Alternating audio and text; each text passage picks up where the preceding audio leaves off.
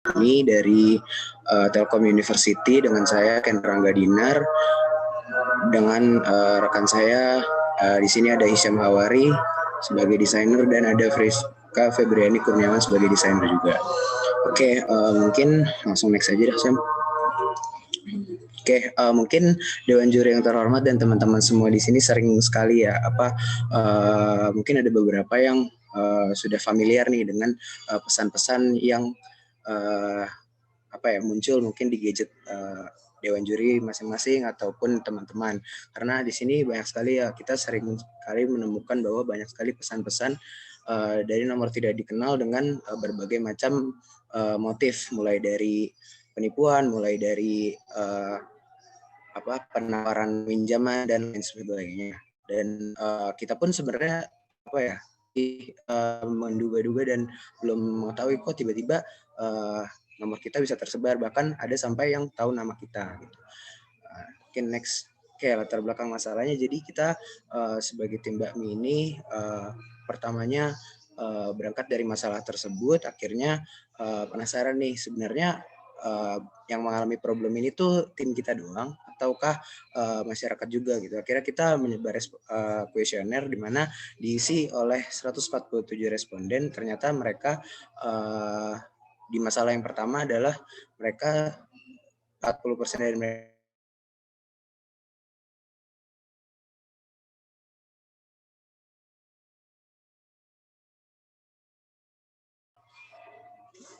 mungkin agak ngelag ya.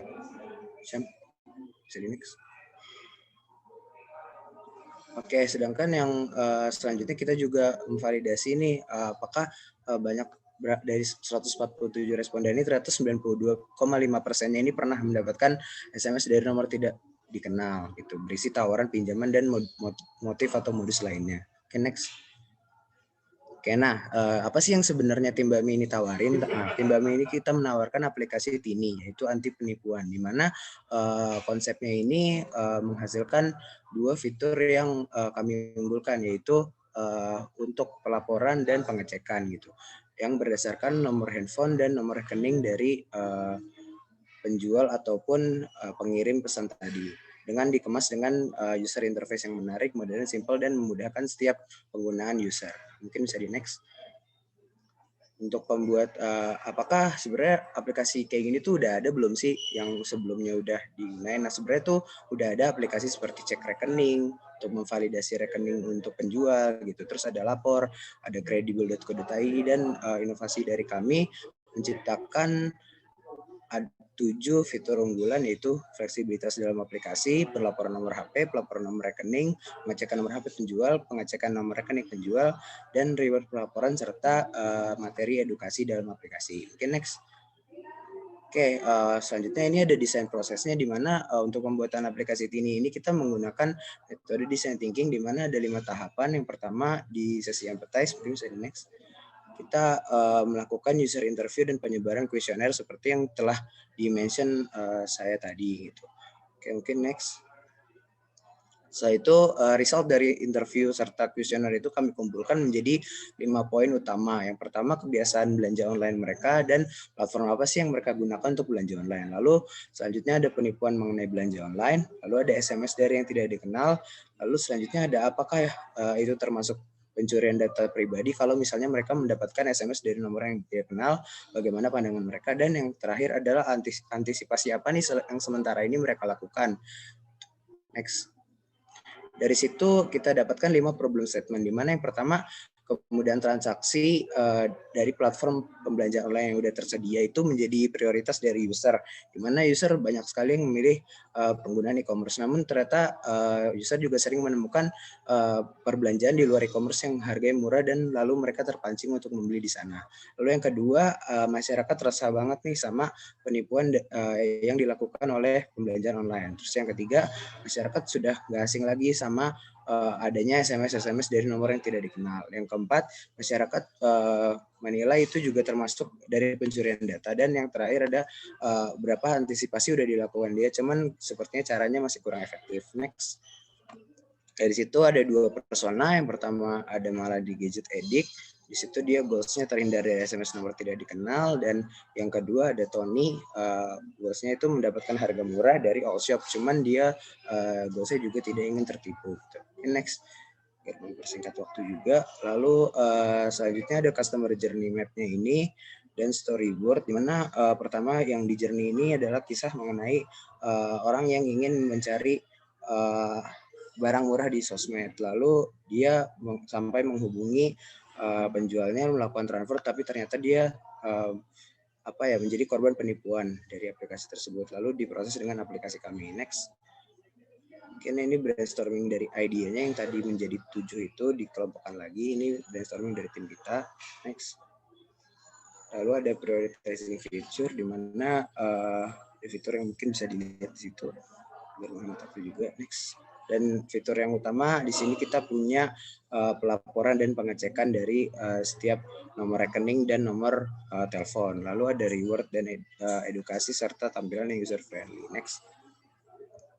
Ini user flow-nya. Next lagi. Langsung ke demo mockup-nya mungkin.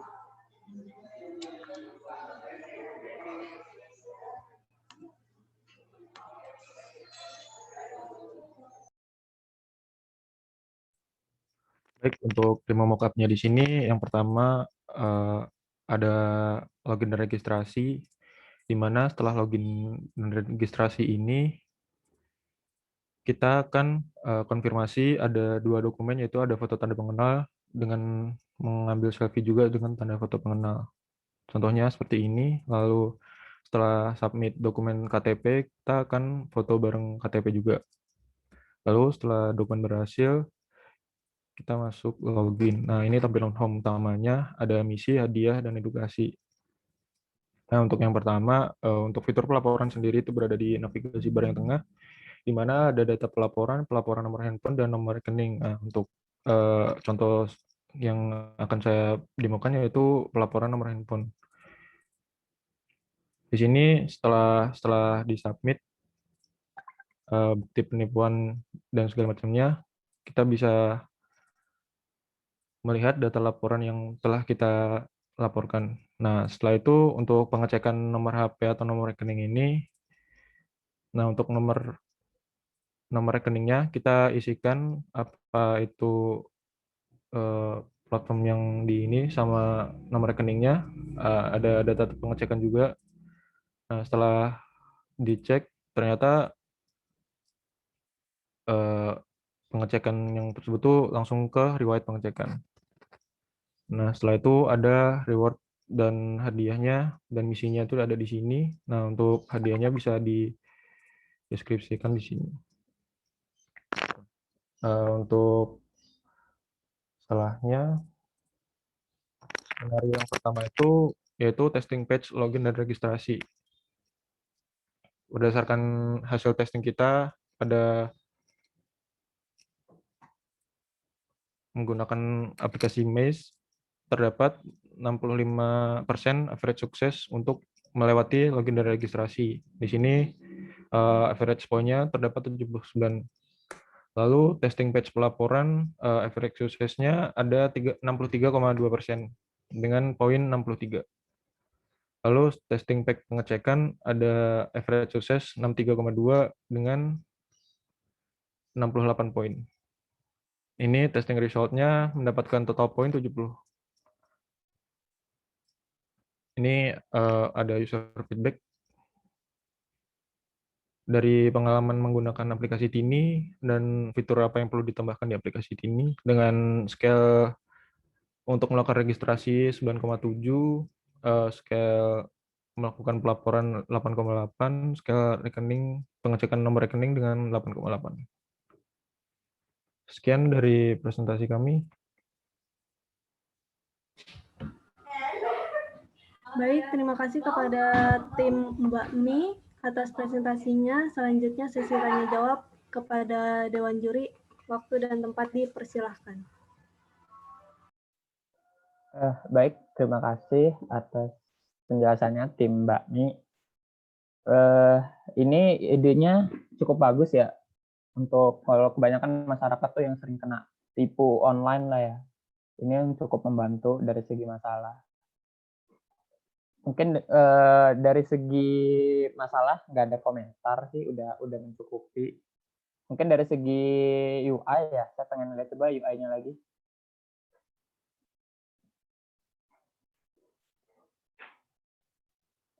Oke, coba ketika di home.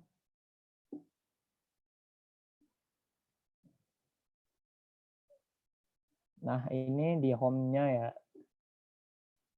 Nah, fungsi hadiahnya untuk apa ya, reward ini?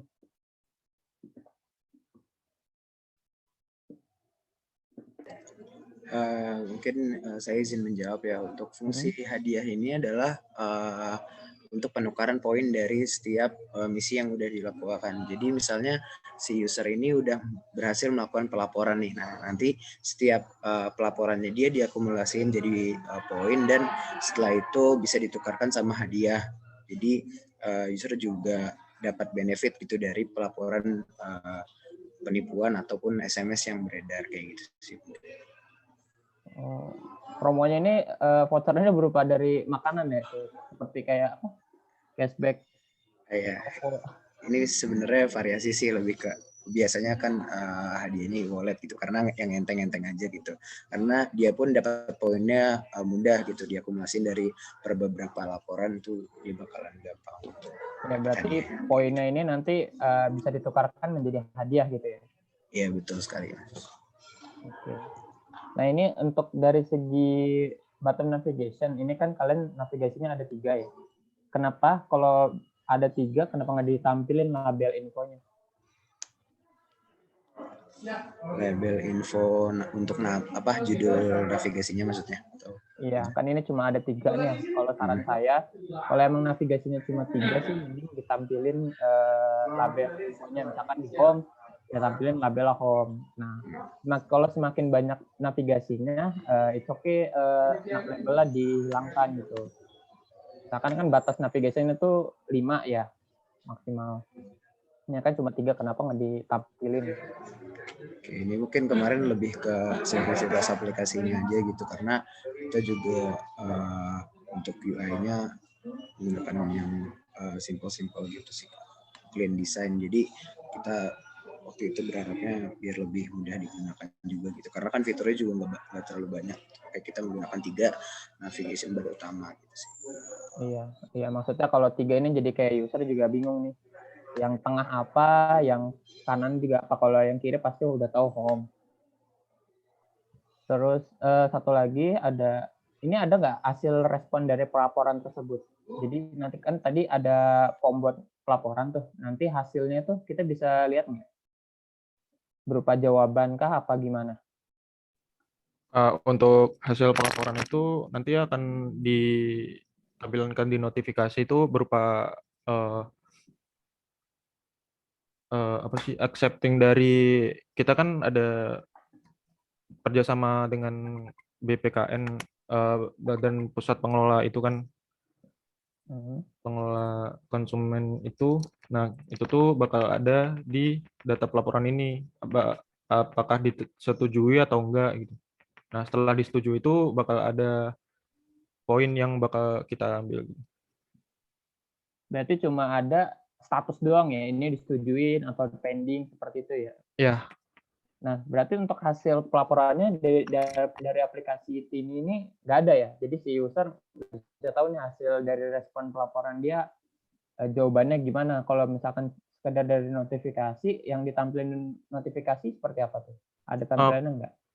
Untuk pelaporan itu diterima atau enggaknya dari pihak BKPN-nya itu dari ini Kak. Mungkin dari data pelaporan ini tuh udah termasuk disetujui atau enggak gitu. Kan kita ada pelaporan tuh, nah nampilin buktinya juga kan, apakah buktinya valid atau enggak gitu. Nah, apabila buktinya enggak valid itu di pelaporan ini tuh bakal di reject gitu, enggak di accept gitu sih mungkin. Oke. Ya udah cukup deh. Terima kasih ya penjelasan. Ya. Sama-sama Kak. Oke, ini tadi nyinggung soal yang dari Kak Ferry kali ya. Di situ kan dia bahas soal button navigation. Ya. Nah, itu juga sebenarnya bisa ditentuin dari brainstorming bareng user soal berapa yang harus ditampilin di bawah, terus ada labelnya juga. Karena ini labelnya bisa dibilang kalian pilihnya yang asing ya buat user, kan kayak itu lapor sebenarnya yang gambar speaker ini. Yang sebelah kanan ini scan atau apa? Tracking. Nah, tracking gitu kan. Nah, itu sebenarnya kan bisa ada icon lain yang lebih mewakili lah, kayak riwayat pengecekan gitu kan, bisa pakai history atau timeline icon. Kayak mungkin kalian boleh brainstorming sama user kalian soal kira-kira menu apa yang harus tampil di bawah. Karena kalau ngelihat kalian punya 5 menu yang sebenarnya bisa taruh di bawah semua gitu, yang lebih efektif sama reachable sama user kalau pakai. Nah, di sini berarti ada 2 user ya. Yang pertama yang lapor, yang satu lagi yang menerima laporan. Itu. Untuk ini kita lapor aja Kak. Soalnya untuk ke penerima laporannya itu tetap kita terusin ke pihak yang berwenang juga. Oh, berarti bukan di apps yang ini ya yang terima laporan. Kita yang nerusin Kak buat pelaporannya. Penengahnya itu pakai ini, ada adminnya. Oke, kalau misal dari setelah dia lapor nih, setelah dia lapor kan nggak hari itu langsung real time diproses ya? Enggak. Jeda waktu gitu kan? Iya, ada dia. Nah, kemudian begitu udah dikonfirm, coba di bagian yang tadi dikonfirm.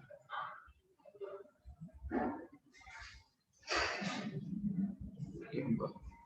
Nah, di sini kan, wah, kalian kan butuh kayak nge-track gitu loh.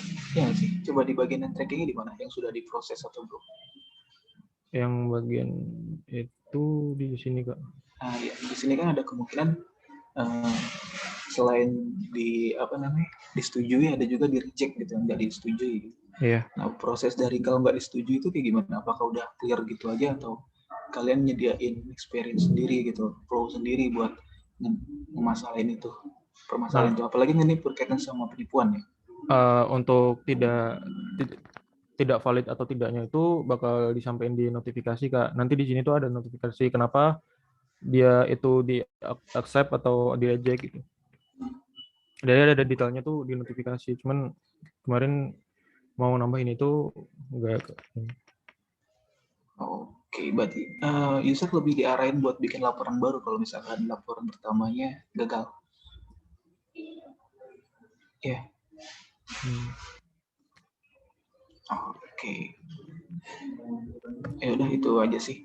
Thank you. Sama-sama Kak. Oke, sekarang giliran saya. Tadi yang dari apa? Yang bukti pelaporan coba. Mana tadi yang bukti pelaporan? Bukti pelaporan yang bisa diunggah berupa apa? Bisa berupa SS atau bisa berupa SS sama ini sih Bu, data yang udah di ini. Bisa berupa misalnya kalau pelaporan, maaf izin jawab. Untuk yang pelaporan penjualan atau pembelian online itu bisa berupa screenshot chat atau bukti transfer dari si ininya sih dari pembeli gitu. Soalnya biar valid juga. Filenya file apa? File PDF sih. Oh, harus PDF ya? PDF sama foto. Soalnya kan kita takutnya beda-beda kan untuk spesifikasi handphone yang dipunya sama user. Ya, gitu. Soalnya kadang-kadang saya suka saya pernah waktu itu saya screenshot kirim ternyata dia nggak mau, harusnya ternyata PDF. Aduh, jadi males gitu loh. Ya, saya males jadi males dilaporin, jadi cuma diem aja. Yang SMS pun juga begitu. Kita nggak bisa langsung copy paste ya? Bisa nggak copy paste? Kalau copy paste, sebenarnya maksudnya copy paste gimana nih? Kalau misalnya kita tetap harus buka aplikasinya sih. Nanti buka aplikasinya nanti untuk gitu lampirkan ya? Buktinya dari situ ya. Berarti harus di capture ya. Di capture kan biasanya langsung dia berupa foto kan, berarti file foto. Harusnya foto lah minimal, jangan PDF. PDF mah heboh juga ya. Kalau PDF mah ribet sebenarnya. Oke. Kemudian ini tadi sudah ditanyakan sih, memang belum ada itu ya. Maksudnya usernya bukan mungkin orang dari OJK atau mungkin dari yang biasa mungkin polisi atau apa, belum ada di ke situ ya?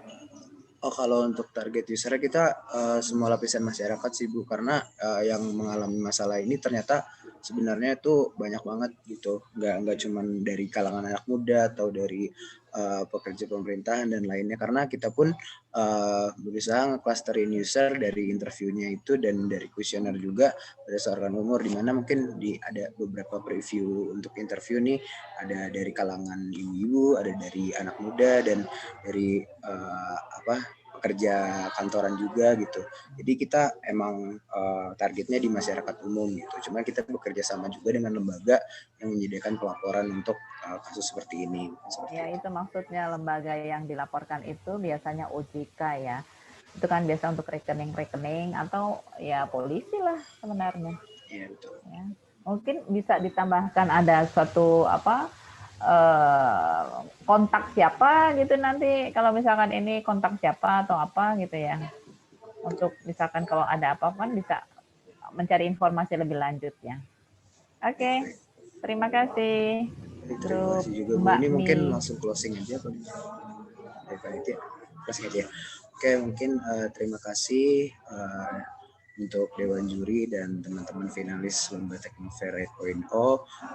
Mungkin kurang lebihnya mohon maaf penyampaian dari tim Bakmi apabila ada salah kata atau hal yang kurang berkenan. Saya mewakili tim pamit dari final ini. Mungkin semoga apa yang telah dipresentasikan dan apa yang telah kami dapat semua dari Dewan Juri dapat menjadi evaluasi dan manfaat ke depannya. Mungkin billahi taufiq wal hidayah. Wassalamualaikum warahmatullahi wabarakatuh. Waalaikumsalam warahmatullahi wabarakatuh. Terima kasih kepada tim Mbak Bini yang telah mempresentasikan presentasinya dan Dewan Juri. Selanjutnya ada tim Biasalah. Kepada tim Biasalah, waktu dan tempat dipersilakan. Dimohon untuk on-cam terlebih dahulu ya.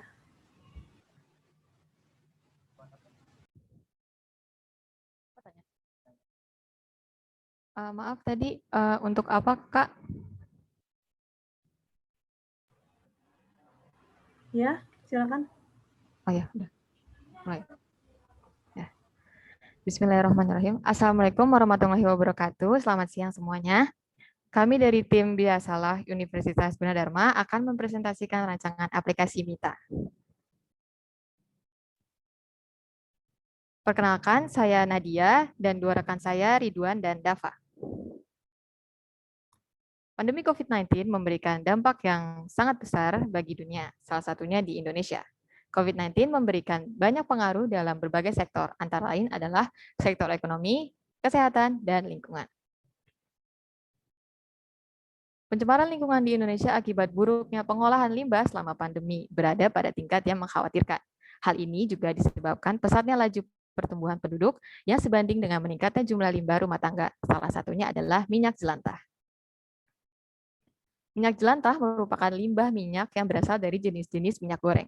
Minyak jelantah termasuk limbah B3 atau bahan berbahaya dan beracun, sehingga pembuangannya harus diolah dengan benar.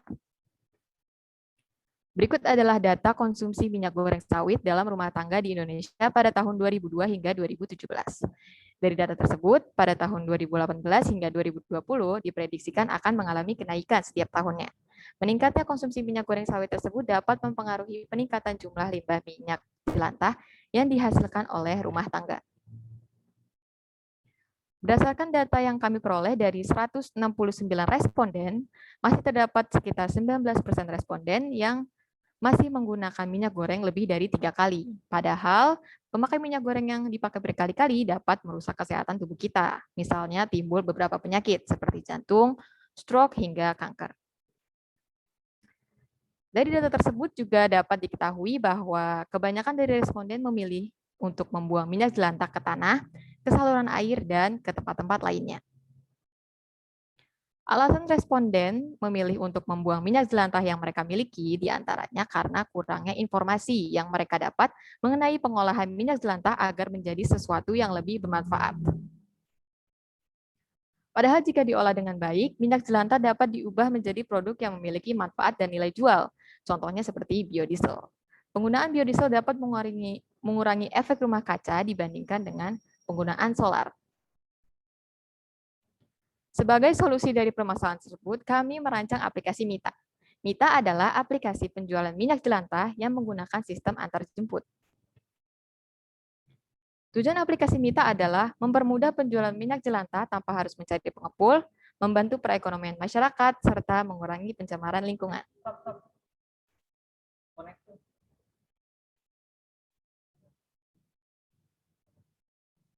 Gue terus aja. Sebentar ya Kak, yang satunya agak reconnecting.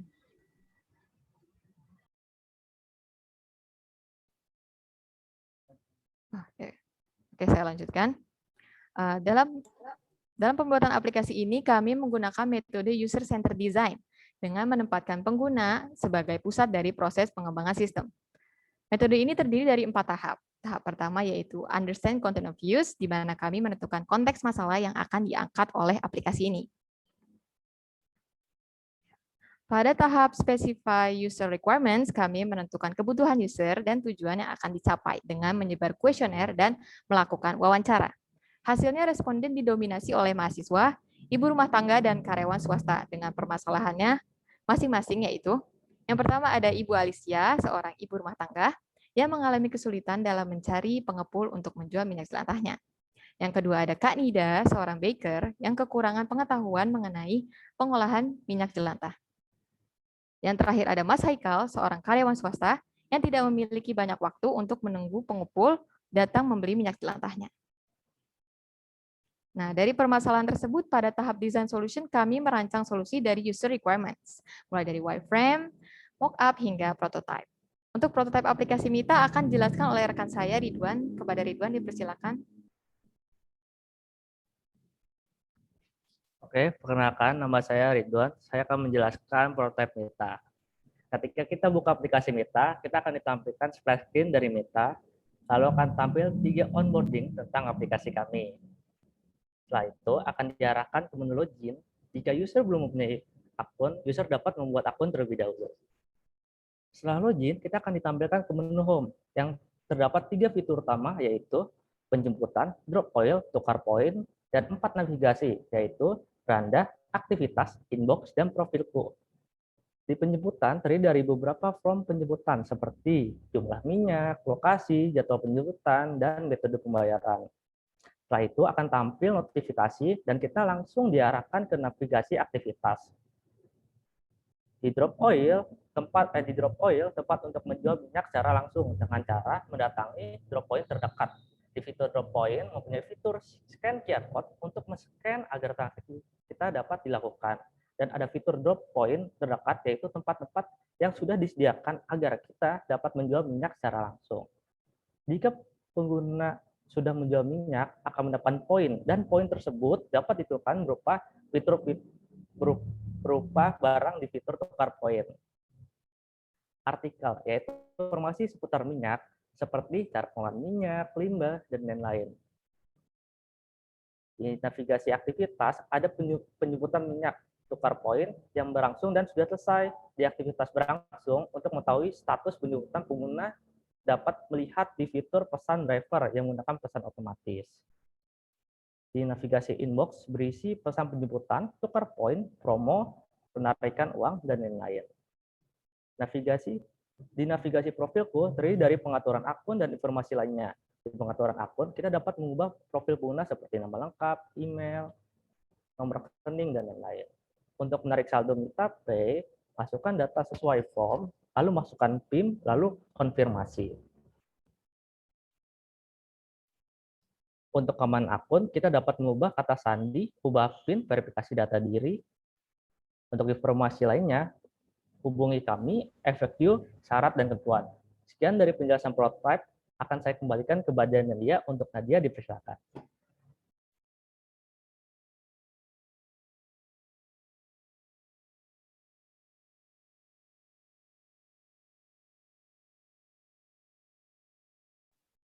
Oke, terima kasih Ridwan. Saya akan melanjutkan presentasi saya.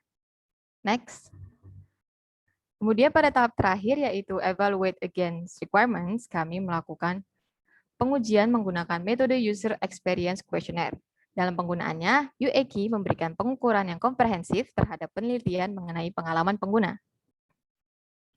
Untuk menganalisis data UEKI, kami mengumpulkan data dari 22 pengguna dengan menjawab 26 pertanyaan dengan skala penilaian yaitu 1 sampai 7. Hasil yang aplikasi MITA dapatkan ialah pada aspek daya tarik, efisiensi, stimulasi, dan kebaruan mendapatkan kategori excellent. Sedangkan pada aspek kejelasan dan ketepatan mendapatkan kategori good. Kesimpulan yang kami dapat yaitu berdasarkan perancangan melalui UCD, kami membuat prototipe aplikasi MITA yang terdiri dari 27 tampilan dan 4 menu navigasi. Dan hasil dari evaluasi UEKI yang menunjukkan aspek daya tarik, efisiensi, stimulasi, dan kebaruan mendapatkan kategori excellent, sedangkan dalam aspek kejelasan dan ketepatan mendapatkan kategori good. Sekian presentasi dari tim kami. Mohon maaf apabila ada salah ucap kata. Jika ada pertanyaan, silakan ditanyakan. Ya, terima kasih kepada tim Biasalah atas presentasinya. Selanjutnya adalah sesi tanya jawab kepada Dewan Juri. Waktu dan tempat dipersilakan. Oke, terima kasih atas penjelasannya dari tim Biasalah. Ini saya pengen tanya, ini apakah jasa antar jemput ini kayak seperti kemitraan gitu? Apa untuk jasa pengiriman atau antar jemput ini pakai jasa lain seperti Gojek, Grab atau apa ini? Apa dari MITA-nya sendiri punya gitu jasa antar jemputnya? Saya ingin menjawab, Kak. Jadi untuk penjemputan ini dilakukan oleh driver. Drivernya ini dari MITA ini sendiri, Kak. Jadi seharusnya ada aplikasi lain yang untuk login dari pihak drivernya, gitu. Tapi ini kita dari pihak penggunanya. Seperti itu, Pak. Berarti ada 2 aplikasi ya? Ya, betul, Kak. Oke. Terus dari pihak kurirnya nggak dibikin tampilannya ya?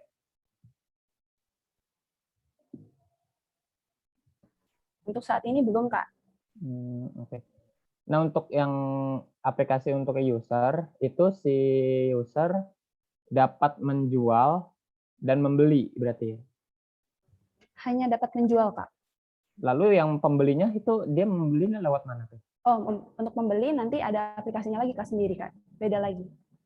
Berarti ada 3 ya? Ya, betul. Oh, oke. Ya, ini yang dibuat hanya tampilan si penjual ya? Ya, dari sisi penjual, Kak. Oke. Terus apa lagi ya?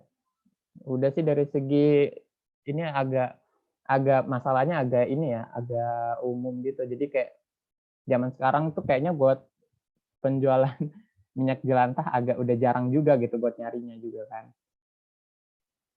Ya, karena menurut kalian kenapa kalian dapat idenya seperti ini? Kan udah jarang banget tuh ya orang nyari minyak jelantah, apalagi minyak tanah seperti itu. Awalnya dari keluarga sih, Kak. Maksudnya keluarga saya sering melakukan pembuangan minyak seperti itu, Kak. Jadi kalau di rumah saya sering pakai minyak goreng tuh banyak gitu, Kak, dan dibuang tuh begitu aja. Dan ketika saya tanya orang-orang sekitar, ternyata ya mereka seperti itu juga gitu.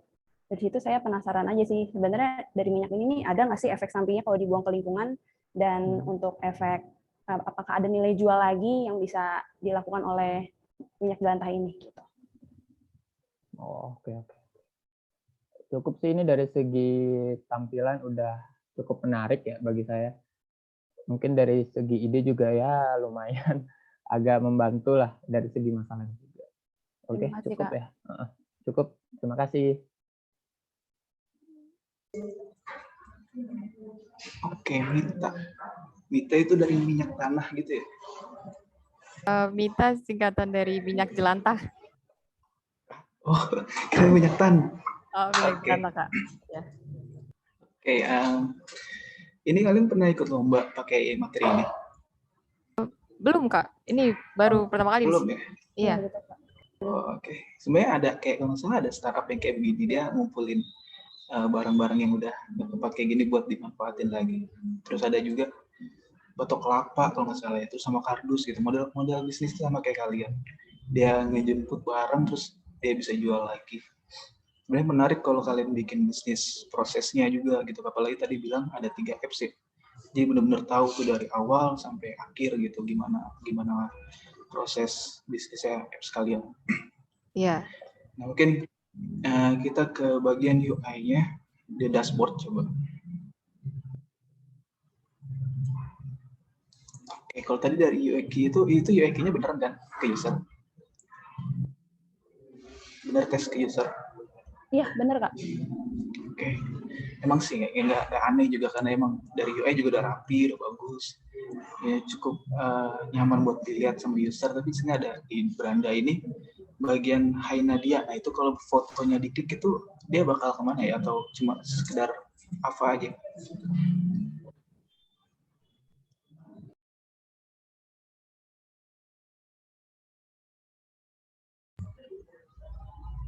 Halo. Baik, Kak, izin jawab. Beranda itu tidak ada action-nya. Oh nggak ada, berarti kalau mau ke profile harus tetap klik yang di bawah itu ya? Iya, Kak. Oke.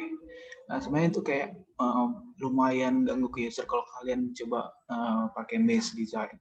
Kalian coba tes touch point-nya, kemungkinan dia bakal klik foto gitu. Karena kan itu biasanya tembusnya ke profile ya. Kalian bisa contoh lihat yang udah ada itu link aja. Klik fotonya dia akan masuk ke profile, layoutingnya juga sama. Nah itu kalian juga perlu heuristik di desain UI-nya soal kayak yang mana yang redundant, yang mana yang kayak mubazir banget dipakai, kenapa harus berulang-ulang gitu. Misal kayak itu ya, lihat semua tuh, kalian udah pakai link lihat semua tapi kalian pakai icon gitu.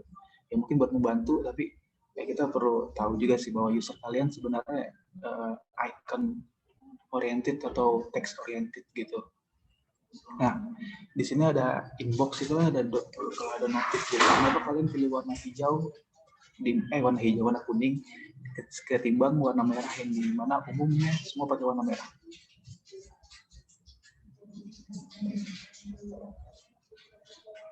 Baik, Kak, untuk itu kami menggunakan warna kuning karena rata-rata di aplikasi kami menggunakan warna kuning, Kak. Untuk warna hijau kami ya itu.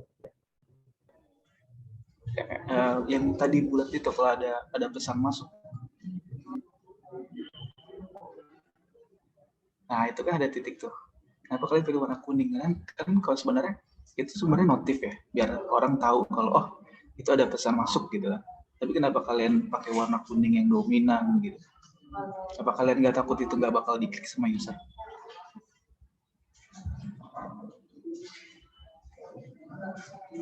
Kalau dari saya sendiri sih tidak ya, Kak, karena ada ikon pesan masuk dari si inbox-nya tersebut, ya notifikasi tersebut. Nah, oke. Sebenarnya jangan dari kalian, itu subjektif. Kita kan udah pakai UX gitu kan, bagusnya ya bener user yang dapat masukan dari user gitu. Ya udah nggak masalah, itu udah bagus, dari UI-nya rapi, dari UX-nya juga presenting bagus.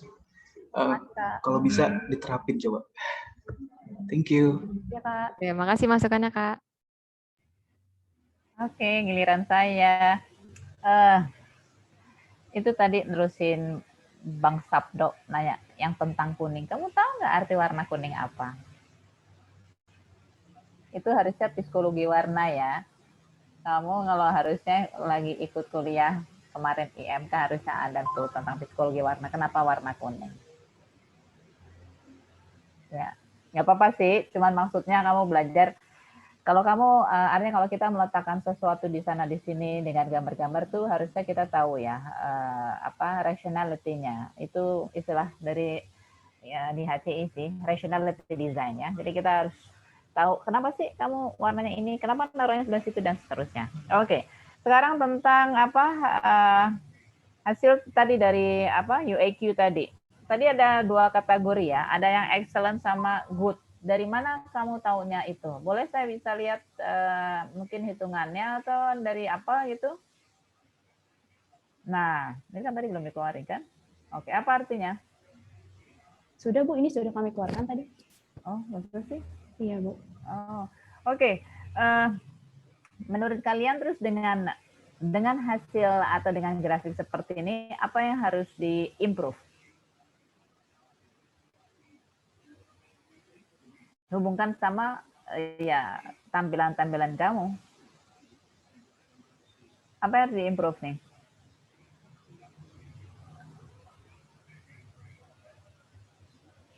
Mungkin dari segi notifikasi tadi Bu bisa masuk ke apa namanya ke aspek kejelasan. Dari situ mungkin user sebenarnya tidak melihat, cuma dari saat usability testing terlihat di sini kejelasannya berkurang sehingga hanya sampai di penilaian good. Kejelasan di sebelah mana tadi? Kalau masuk ke UI-mu? Di notifikasi, Bu. Di notifikasi. Inbox itu ya, Bu. Oke. Terus yang ketepatan dari mana? Melihatnya dari mana?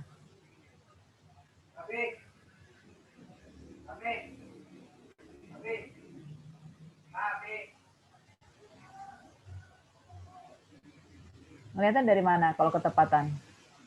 Kan harusnya bukannya bisa ngelihat dari kuesioner yang kamu berikan, bukan?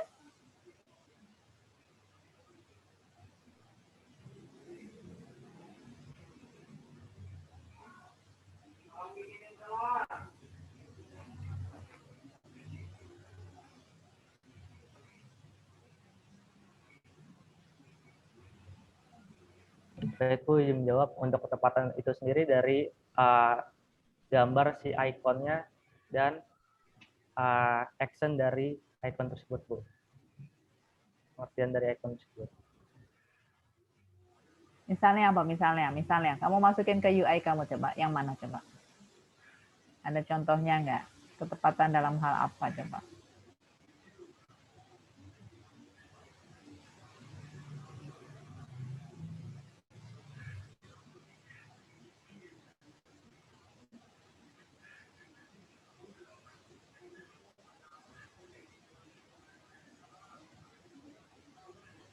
Seperti gambar icon dari penyebutan minyak, Bu, dan drop oil seperti itu, Bu.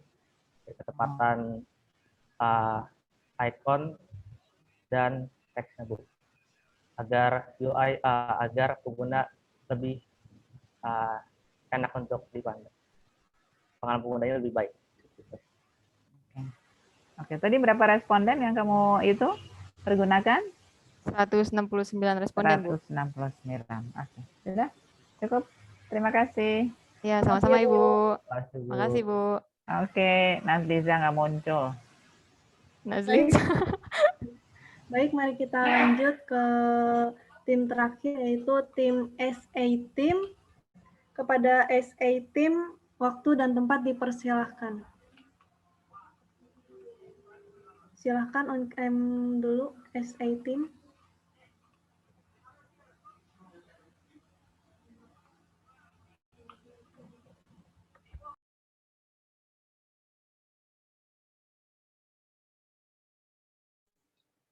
Tes, apakah suara saya terdengar sebelumnya? Oke.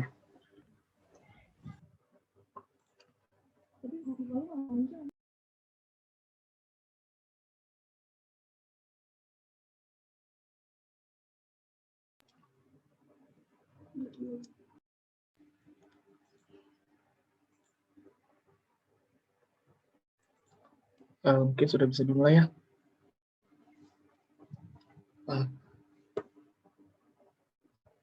Oke, Assalamualaikum warahmatullahi wabarakatuh, dan selamat siang sebelumnya kepada Dewan Juri yang terhormat, para panitia acara, dan para hadirin sekalian. Sebelum memulai presentasi karya kami pada siang hari ini, izinkan saya dan tim untuk memperkenalkan diri terlebih dahulu.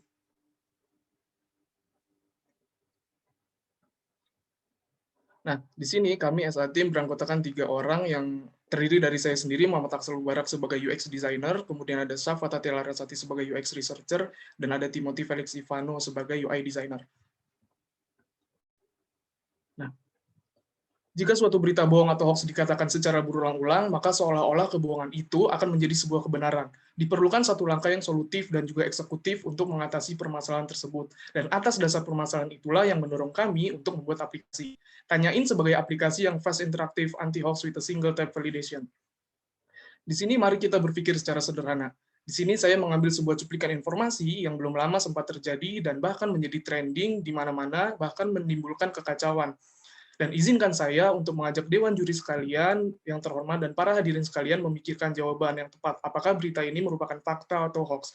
Kemudian saya beri waktu 3 detik untuk Dewan Juri menjawab. 1, 2, Baik, saya yakin di sini Dewan Juri dan para hadirin sekalian sudah memikirkan jawaban di kepala masing-masing apakah berita ini hoax atau fakta.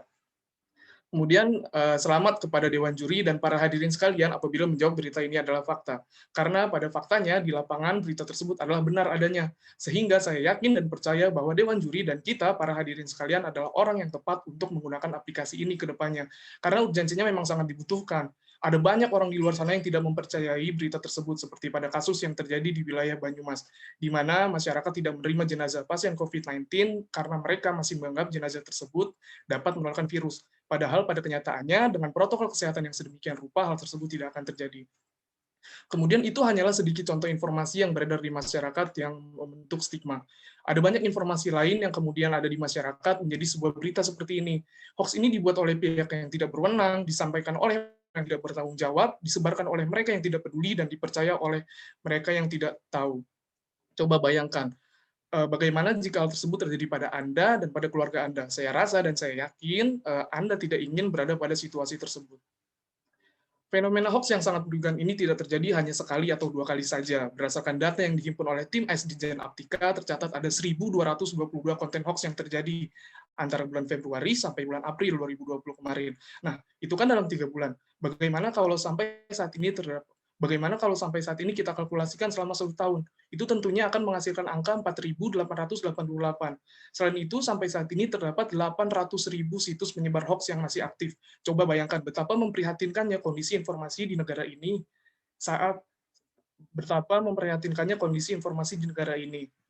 Lantas, dari mana kita mendapatkan sumber yang kredibel? Di sini kami memulai riset dengan mengidentifikasi terlebih dahulu akar permasalahan yang ada dengan sebuah metode yang bernama metode user-centered design, dengan tahapan seperti yang ada pada di gambar. Nah, ternyata setelah melakukan metode user-centered design, kami menemukan hasil bahwa mengapa hoax sampai ini masih beredar sangat luas di masyarakat adalah karena masyarakat tidak begitu selektif dalam mencerna informasi yang diakibatkan oleh keinginan mereka mendapatkan informasi dengan cepat dan instan.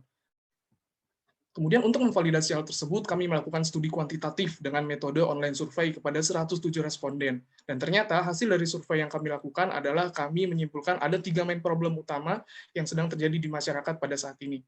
Yaitu yang pertama adalah banyak berita yang belum jelas validitasnya yang sudah beredar di masyarakat. Kemudian yang kedua adalah masyarakat membutuhkan waktu lama untuk memvalidasi informasi tersebut. Dan yang terakhir adalah masyarakat tidak dapat berperan aktif dalam memberantas hoax. Kemudian materi selanjutnya akan disampaikan oleh rekan saya Syafat Tatia. Terima kasih. Baik, terima kasih kepada rekan saya Aksa atas waktunya. Ya, setelah berhasil kami define main problemnya, kami melakukan analisis kompetitor untuk mengetahui kelebihan dan kekurangan dari solusi existing yang sudah ada untuk nantinya dapat kami gunakan informasinya untuk dibandingkan dengan solusi usulan dari kami.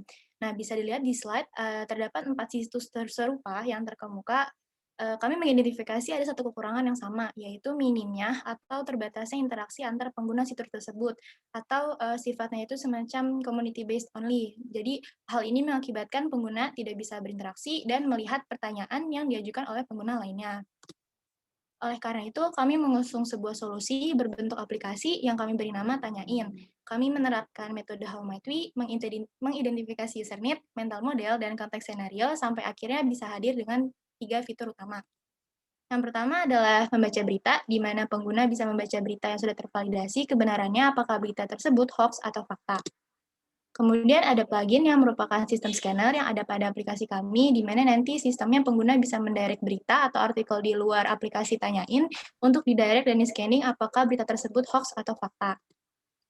Yang ketiga adalah Tanyain. Pada fitur ini sesuai namanya, Tanyain, pengguna bisa bertanya atau melaporkan berita yang diragukan kebenarannya. Pada fitur ini juga, pengguna bisa melakukan interaksi dengan pengguna lainnya, seperti berdiskusi atau saling bertukar informasi. Berikut ini adalah target market kami berdasarkan persona yang kami kerucutkan menjadi 2, yaitu yang pertama ada Gen Z, social media user yang highly educated, dan yang seperti sebelah kanan itu ada Gen X yang menggunakan group chat atau social media yang notabene fully to design educated. Kemudian untuk menghasilkan solusi yang juga viable, kami berencana untuk mengadakan membership dan bekerjasama dengan brand-brand tertentu. Untuk materi selanjutnya akan disampaikan oleh rekan saya Timothy Fexivano. Terima kasih. Baik, terima kasih Safa atas kesempatannya. Untuk selanjutnya izinkan saya untuk menjelaskan Bapak Ibu Dewan Juri sekalian dapat mengakses link prototype dengan men-scan barcode atau membuka link yang terlampir pada slide. Kami juga akan melampirkan link prototype pada kolom chat. Baik, sembari Bapak Ibu Dewan Juri melakukan eksplorasi terhadap prototype, saya akan melanjutkan presentasinya. Fitur utama kami yang pertama adalah membaca berita. Pada halaman home screen, Tanyain akan memberikan berita-berita apa saja yang sudah tervalidasi, fakta atau hoax-nya, serta user dapat membaca berita-berita yang diinginkan. Fitur utama kami yang kedua adalah Tanyain. Pada halaman home screen, user dapat men-tap icon chat pada pojok kanan atas, lalu user dapat melihat pertanyaan-pertanyaan apa saja yang telah ditanyakan oleh banyak orang. User juga dapat melihat topik-topik apa saja yang sedang hangat dibicarakan saat ini. User juga dapat menanyakan berita untuk memvalidasi ini tuh fakta atau hoax. Fitur utama kami yang terakhir itu adalah plugin, di mana fitur ini dapat diakses ketika user sedang membaca berita, lalu ingin memvalidasi berita tersebut. Dengan cara, user dapat men-tap tombol share, lalu memilih icon aplikasi Tanyain, dan langsung akan terdirect ke aplikasi, serta akan menampilkan hasil validasi dari berita tersebut, apakah fakta atau hoax. Selanjutnya, setelah kami melakukan perancangan, maka kami melakukan usability testing untuk mengevaluasi aplikasi dengan cara menguji kepada calon-calon pengguna. Kami melakukan 2 kali iterasi kepada 60 responden terbagi dalam 3 tahapan, menggunakan metode single use question atau SEQ dan metode sistem usability scale atau USUS. Metode yang pertama adalah SEQ. Metode SEQ ini berfungsi untuk mengetahui letak problem pada sistem. Teknis dari UT ini, responden akan diberikan 4 skenario utama, setelah itu responden diminta untuk mengisikan form penilaian untuk menilai aplikasi dari skala 1 sampai 7, di mana skala 1 tersebut berarti sangat mudah digunakan dan skala 7 sangat sulit digunakan. Kami juga mendapatkan data kualitatif dari setiap task.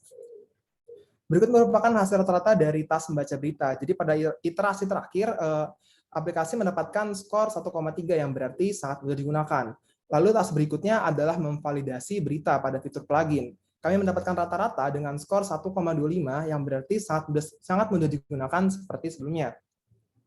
Lalu untuk rata-rata berikutnya adalah fitur bertanya pada Tanyain. Jadi pada usability testing terakhir ini kami mendapatkan skor 1,25 yang berarti sangat mudah digunakan juga. Sebenarnya kami juga mempunyai fitur lain yaitu Obrolin. Namun pada tahap final prototyping ini, fitur ini akan di-merging dengan fitur Tanyain. Kenapa? Karena pada saat usability testing, sebagian responden merasa bahwa fitur-fitur tersebut memiliki beberapa kesamaan dengan fitur Tanyain, yang bertanya kepada masyarakat untuk memvalidasi sebuah berita tersebut fakta atau hoax. Maka kami melakukan brainstorming kembali, dan pada akhirnya kami memutuskan untuk menggabungkan menjadi satu dengan fitur Tanyain. Metode yang kedua adalah SUS. Metode ini berfungsi untuk mendapatkan opini kepada aplikasi secara keseluruhan. Kami melakukan 3 tahapan dengan hasil akhir 79,13. Dengan skor ini menunjukkan bahwa Tanyain telah mencapai kriteria good, acceptable, dan promoter.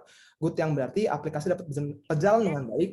Yang kedua adalah acceptable yang berarti aplikasi dapat diterima. Dan terakhir adalah promoter, di mana user akan merekomendasikan aplikasi kepada orang lain.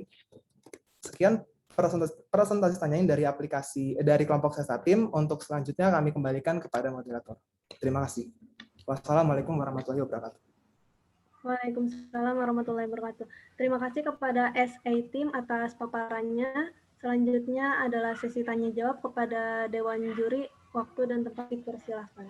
Mohon maaf, saya duluan ya. Mas Ferry dan Mas Sabdo, tadi saya udah bilang sih di grup. Iya Bu, boleh? Maaf ya, soalnya saya mau pindah dan ditungguin. Baik, ini kok saya belum lihat ada hasilnya ya. Maksudnya hasil evaluasinya bagaimana ya? Ini tim SE Tim. Ada hasil evaluasinya?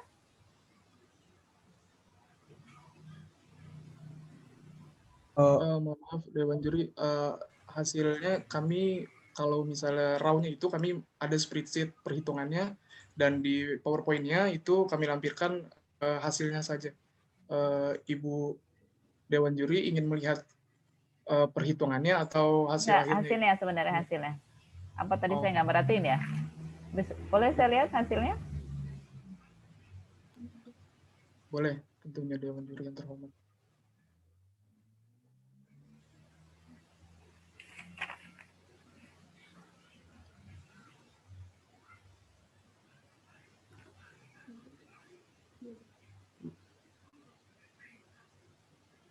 Apakah sudah dapat terlihat? Sudah. Oke, ya. Apa artinya? Memvalidasi berita. Ada berapa tes yang dilakukan? Hanya 3? Oh, jadi mohon maaf, izinkan saya menjawab. Jadi kita itu melakukan 4 tes, yaitu memvalidasi berita, selanjutnya ada membaca berita, lalu ada bertanya, dan ada obrolin, Ibu. Jadi kami itu menggunakan skala 1 sampai 7, Bu. Jadi di mana skala 1 tersebut sangat mudah digunakan dan skala 7 itu sangat sulit digunakan. Jadi kami mendapatkan informasi-informasi atau kami menghitung dengan mentotalnya, langsung kita akan merata-ratakan hasil dari perhitungan tersebut. Seperti itu, Bu. Oke, terus apa hasilnya? Jadi kami itu menggunakan 2 metode, Bu. Ada SIS dan SUQ. Untuk SIS itu kami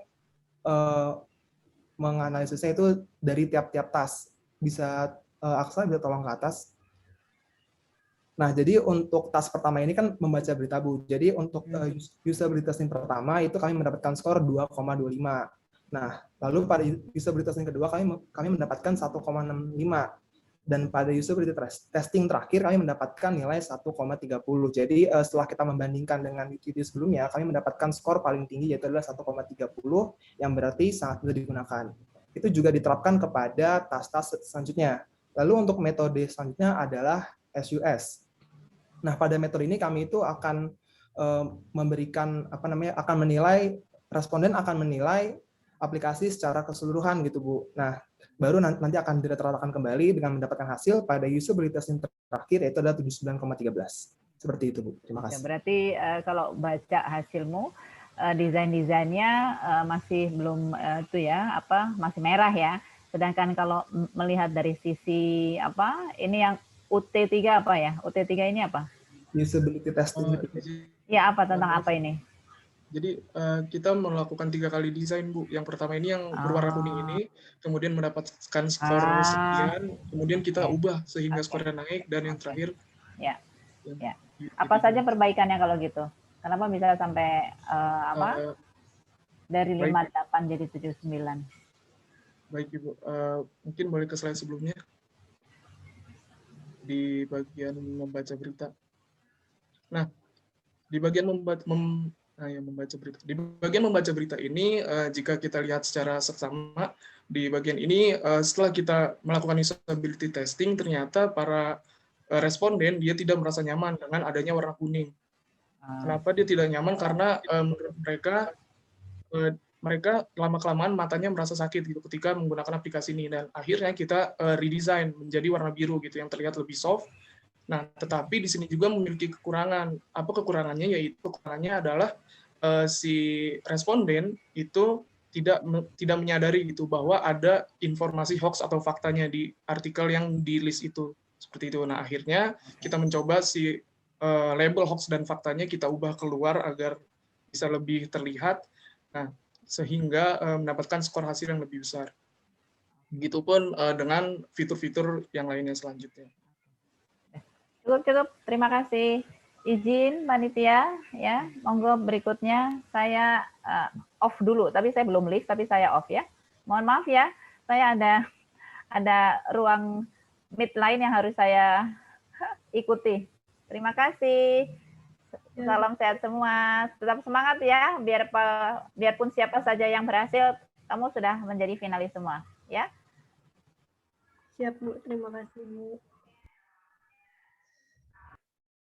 Oke,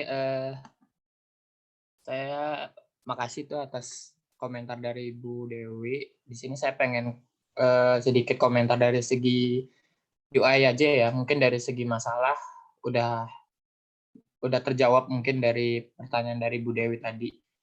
Nah, ini mungkin dari segi UI, ini sepertinya kalian bikin untuk aplikasi ini ya, iOS ya? Untuk mohon maaf sebelumnya izinkan saya menjawab, Kak. Jadi untuk aplikasi ini kita buat di iOS dan Android, Kak. Cuman untuk prototipe kali ini kami menggunakan iOS. Oke. Nah, kalau misalkan ini nanti dibikin prototipe platformnya iOS, ini kalian pakai desain ini enggak? Desain sprint gitu. Dia pakai apa kalian? Ini kan kalau Android tuh ada dari Google atau apa. Nah, kalau iOS kan mengikuti aturannya nggak? Baik, izin menjawab kepada Dewan Juri. Untuk desain sistem yang kami jadikan acuan itu, yang pertama ada material design yang dari Google, seperti yang sudah tadi disebutkan, dan kami juga melihat referensi lagi yang dari developer Apple-nya, yaitu yang Human Interface Guideline. Jadi dari dua itu kami coba sesuaikan supaya bisa visible gitu di dua-duanya. Oke. Ini kalau dari segi UI ya, kalian navigasinya ditaruh di atas. Terus juga posisinya di samping kanan, pojok kanan atas ya. Itu bisa dibilang navigasinya bukan? Baik, izin menjawab. Mungkin terkait navigasinya ya Kak, kenapa kita tidak menaruh button navbar? Karena fokus kita itu di fitur main screen yang ketika para pengguna nantinya membuka aplikasi. Nah, nanti kan di fitur main screen ini kan merupakan frame yang pertama keluar. Gitu. Kita tuh fokusnya untuk mengedukasi masyarakat bahwa banyak berita yang masih terdapat hoax atau faktanya. Akhirnya kita fokus untuk melabeli artikel-artikel atau berita yang sudah berisikan informasi fakta atau hoaxnya. Jadi mungkin menurut kami adalah kenapa button bar itu tidak ditaruh di main screen untuk mempermudah navigasi. Sebenarnya fokus kami itu untuk mengedukasi para pengguna nantinya. Seperti itu. Kalau misalkan alasannya mempermudah pengguna, ini kalau misalkan dari di atas ini, kita cuma dilabelin dari segi bentuk icon aja ya. Di sini ada icon lonceng, yaitu berupa notifikasi, terus ada icon buat simpan sama chat gitu kan. Chat ini untuk biasa buat tanyakan kan ya. Tanyain. Nah, yang ditanyain ini berarti kita bisa lewat Twitter sama lewat aplikasinya ya? Iya, benar. Oke. Assalamualaikum, Cud. Kemudian kenapa kita memilih aplikasi platform Twitter untuk yang terintegrasi API-nya dengan fitur tanyain ini? Karena jika kita lihat secara bersama-sama, maksudnya di Twitter merupakan platform yang persebaran informasinya tuh sangat cepat gitu dibandingkan platform-platform lain. Makanya kenapa kita mengambil platform Twitter untuk API-nya terhubung dengan aplikasi kita seperti itu. Jadi nantinya ketika ada informasi yang sedang tren baru keluar gitu, si tanyain ini sudah bisa langsung memvalidasi oh ini tuh hoax gitu sebelum para masyarakat di luar sana mengonsumsi berita yang belum jelas validasinya seperti itu, Pak. Nah, ini beritanya di share-nya cuma ke Twitter aja atau bisa ke media lain? Untuk masalah share beritanya, kalau misalnya ada masyarakat atau pengguna yang menemukan berita case-nya, dia bisa langsung mendirect gitu menggunakan fitur plugin. Nah, tapi ketika pengguna ini ingin bertanya gitu, jadi bertanya ini bisa langsung terhubung atau tampil di platform Twitter itu sendiri seperti itu, Kak. Jadi kita juga mempunyai social media base seperti itu di dalam aplikasi tanyain. Oh gitu, oke. Seperti itu, Pak. Ini gunanya poin untuk apa ya? Sama voucher ini? Nah, kan ini nggak ada transaksi seperti yang lain-lain tuh. Tadi kan ada poin-poin juga. Jadi gunanya poin dan voucher di dalam aplikasi tanyain ini sebenarnya sebagai bentuk affiliate marketing kita, Kak. Supaya si aplikasi tanyain ini tentunya bisa dapat berjalan secara berkesinambungan ke depannya. Jadi melalui affiliate marketing ini brand-brand besar dapat menaruh brandnya di dalam aplikasi kita dengan menampilkan voucher dari merek mereka. Kemudian nanti para pengguna bisa mendapatkan diskon-diskon belanja dari voucher tersebut tergantung dari misi. Jadi kita menambahkan fitur gamifikasi seperti itu. Kenapa kita menambahkan fitur gamifikasi? Karena nantinya supaya si para masyarakat Indonesia ini merasa membaca berita itu bukan hal yang berat seperti itu. Karena ada seperti permainan gamifikasi yang mereka harus capai seperti itu. Oke, udah cukup deh. Sekian, makasih ya atas penjelasannya. Terima kasih, Pak. Oke, tanyain. Kalian dari UX-nya bagus sih. Penyajian datanya juga banyak tools yang kalian pakai di sini. Terus di UI-nya juga udah rapi. Mungkin kita bisa tanya dari ini yang menarik kalian buat UT sampai 3 kali gitu. Makan banyak waktu sebenarnya kalau di real case mungkin kalian cuma bisa sekali aja udah bersyukur. Nah, tapi ini kayak lagi kalian pakai 2 pengujian ya, SUS sama SEQ, sama data kualitatif 3 berarti. Data kualitatifnya kami gunakan sebenarnya untuk mencari problemnya dulu. Kemudian setelah berhasil mendefine problem, kita coba implementasikan ke aplikasinya. Kayak kenapa kalian pakai dua validasi di sini, SEQ sama SUS? Baik Kak, izin menjawab kenapa kami pakai 2 metode, karena untuk metode SUS sendiri itu kan lebih ke keseluruhan aplikasi ya. Jadi user ini menilainya ketika sudah mencoba keseluruhan aplikasinya, baru mereka menilai. Jadi mungkin nanti minusnya itu adalah kita kurang bisa mendefinisikan di task manakah atau di skenario manakah yang menjadi minusnya gitu dari aplikasi kita. Makanya kami menambahkan metode satu lagi yaitu SEQ. Karena SEQ ini cara penilaiannya itu ketika user selesai kerjain satu task atau satu skenario, dia tuh akan langsung diberikan penilaian gitu. Menurut Anda task tersebut atau skenario tersebut tuh susah atau tidak. Jadi lebih dapat dari kaminya sebagai tim developer itu lebih ngerti mana yang kurang, mana yang perlu diperbaiki, seperti itu Kak. Berarti sebenarnya bisa pakai SEQ dong kalau kalian mau fokus ke lebih ke masing-masing skenario. Betul, cuma kan balik lagi Kak, kalau kami itu perlu penilaian secara keseluruhannya, karena di SUS itu ada pertanyaan seperti apakah Anda ingin menggunakan aplikasi kami kembali seperti itu, atau mungkin apakah Anda akan merekomendasikan aplikasi kami. Jadi seperti impression-nya itu tuh kami dapatnya dari metode SUS ini. Oke. Nah, tadi kalian kebagi-bagi ya tim ya, ada UI, ada UX, ada research. Iya betul Kak, role-nya itu ada 3. Saya Safa sebagai UX researcher, kemudian Aksa itu UX designer, dan Timothy itu UI designernya. Oke, berarti nanya ke Timothy coba. Kenapa di sini pakai warna hijau, sementara kuning gagal? Sebenarnya kan kuning, hijau kan sebelahan. Oke, sebelumnya terima kasih Kak atas pertanyaannya. Izinkan saya menjawab. Jadi pada saat pertama kali melakukan desain, kami itu menggunakan warna kuning dan warna ungu Kak. Jadi kalau misalnya warna kuning itu bermakna kan kehati-hatian, dan warna ungu tersebut bermakna kreatif dan kritis. Cuman sebelumnya seperti tadi yang saya sudah kasih berikan, bahwa warna itu mendistrak si pengguna Kak. Dan banyak juga responden yang bertanya, ini tuh aplikasi berita kok warnanya seperti ini begitu Mas. Maka dari itu kami melakukan riset tentang psikologi warna, lalu kami juga akan mendesain mood board ulang, maka akan mendapatkan dua warna yang sangat merepresentasikan aplikasi ini Kak, hijau dan merah. Jadi kalau hijau ini akan melambangkan rasa aman, tenang, dan dapat dipercaya. Sedangkan warna merah ini melambangkan bahaya. Jadi kami menggunakan warna hijau sebagai warna untuk merepresentasikan fakta dan warna merah sebagai hoax. Berarti kalian juga merubah brandingnya ya? Logonya kan juga berubah. Sebenarnya ada cara ini buat teman-teman juga yang sebelumnya presentasi. Kalau di psikologi color itu kalian bisa ambil, ada metode pemilihan warna, ada monokromatik, ada triadik, ada yang berseberangan gitu, ada yang flat warna langsung gitu. Kalian mungkin akan lebih mudah pakai cara itu. Nah itu buat di segi UI itu.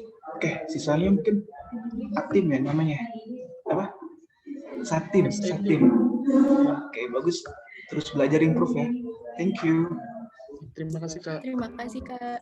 Terima kasih.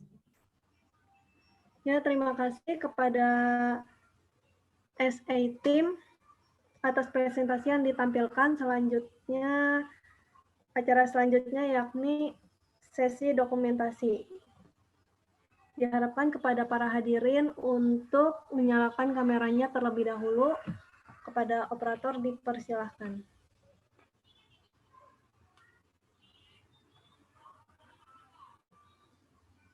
Diingatkan kembali untuk para peserta untuk menyalakan kameranya terlebih dahulu.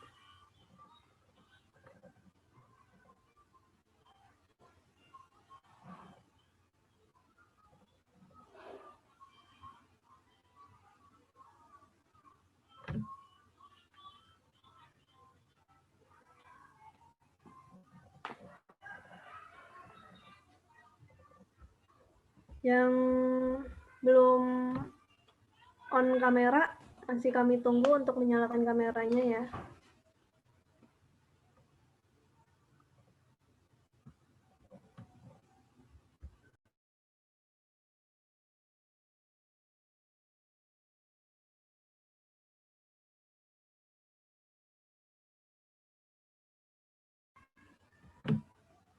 Kepada operator bisa diambil alih.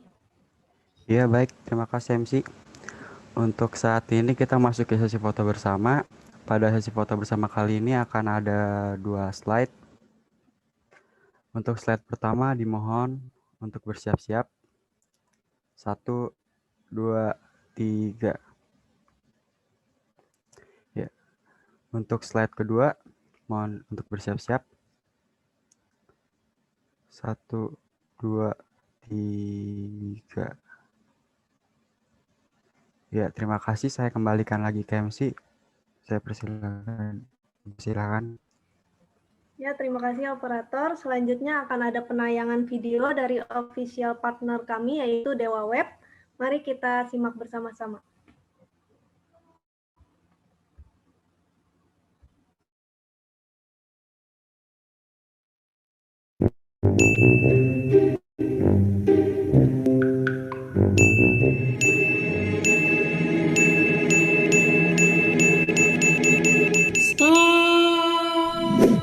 Nih, hal-hal yang bikin males bikin website.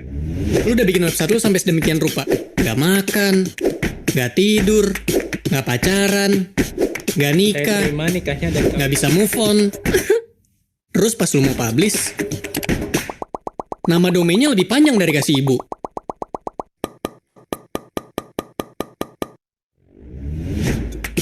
Gak cuman itu, pas lu buka, lemot banget. Bahkan loadingnya lebih lama dari nyusun undang-undang. Undang-undang woi, bukan undangan. Talep. Karena gratis. Tahu-tahu ada yang datang nggak diundang.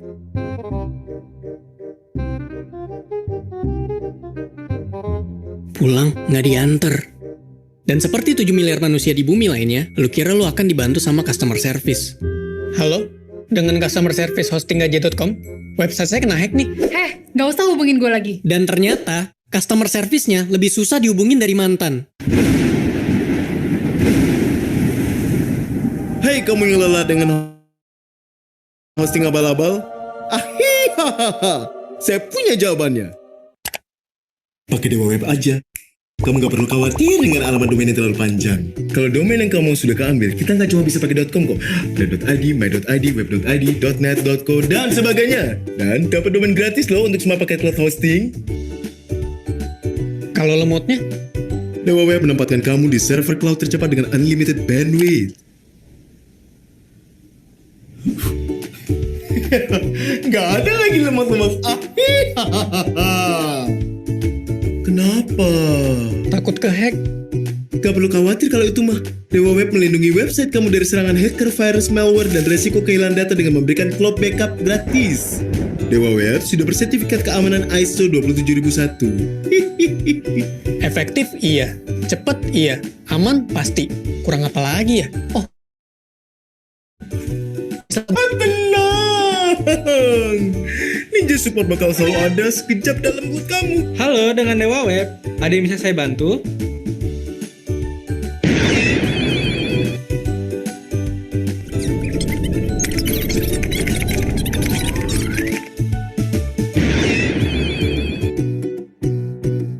Nah, tunggu apa lagi? Bang, kameranya sini bang.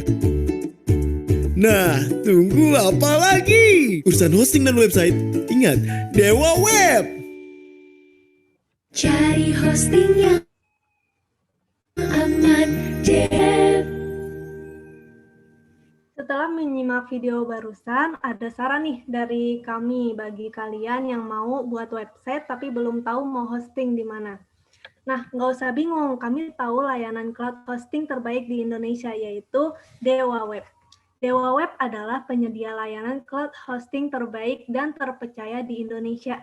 Selain aman, cepat, dan dapat diandalkan, Dewa Web menjamin informasi dan data kamu aman karena Dewa Web menjadi pertama di Indonesia yang sudah bersertifikasi ISO 27001, yaitu sertifikasi standar internasional yang menjamin keamanan informasi dan data kamu. Dewa Web juga siap menangani masalah website atau hosting kamu dalam waktu 24 jam selama seminggu penuh.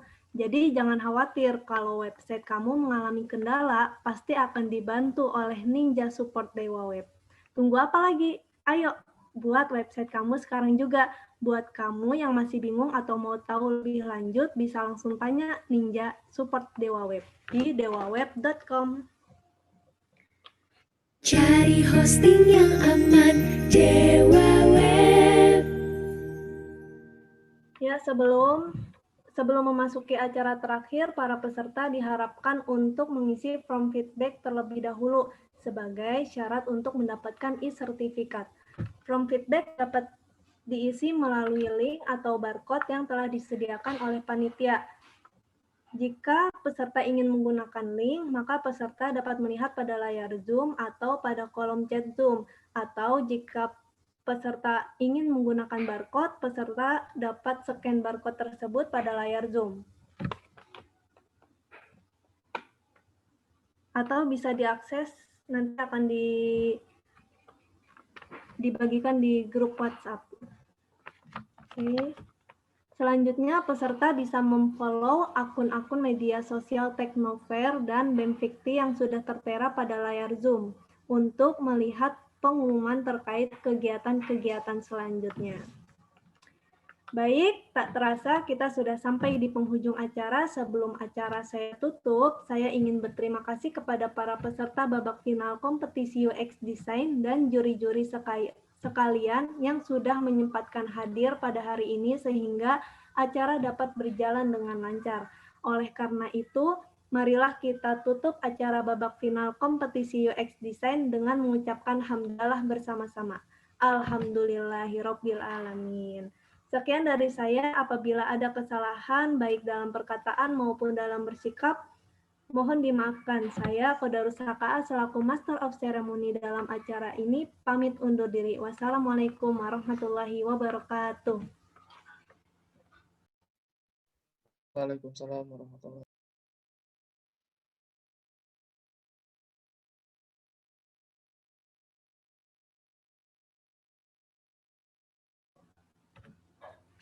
Baik, kepada para peserta maupun para juri dipersilahkan untuk leave duluan, tidak apa-apa.